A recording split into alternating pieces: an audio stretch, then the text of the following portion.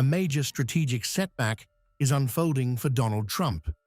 Key NATO partners have stepped back from Washington's push to secure the Strait of Hormuz, exposing visible cracks in the Western alliance as the crisis deepens and global energy stakes surge.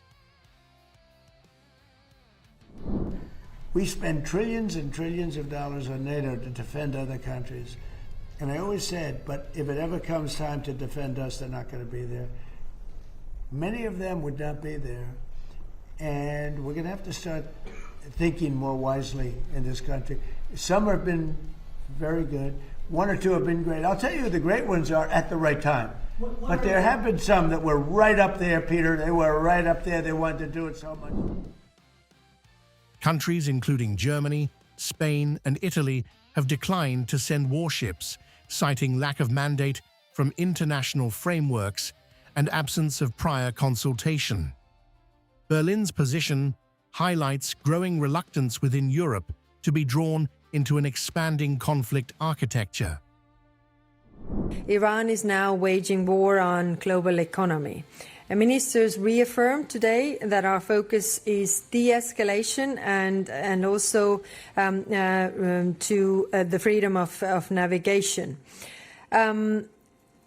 I also discussed with UN Secretary General Guterres and many others over the past days how to keep the Strait of Hormuz open. Europe has no interest in an open-ended war.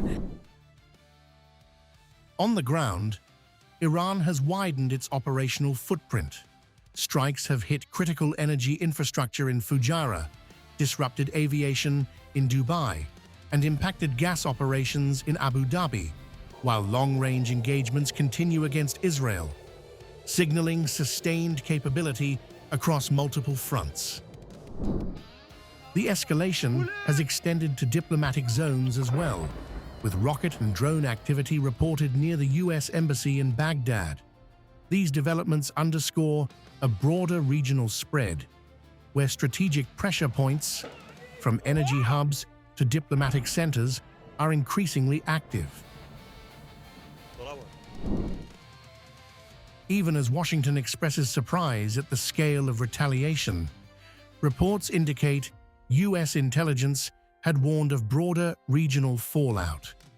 The developments highlight how rapidly the conflict has expanded beyond initial expectations, drawing in multiple fronts and strategic assets. This is not Europe's war, but Europe's interests are directly at stake. Meanwhile, the U.S. is intensifying its diplomatic push. Under Marco Rubio, efforts are underway to rally allies to take coordinated action against groups like the Islamic Revolutionary Guard Corps and Hezbollah. Yet with Europe signaling limited appetite for deeper military involvement, the Hormuz crisis is now reflecting not just a military confrontation, but a broader test of alliance cohesion, energy security, and strategic alignment in an increasingly multipolar landscape.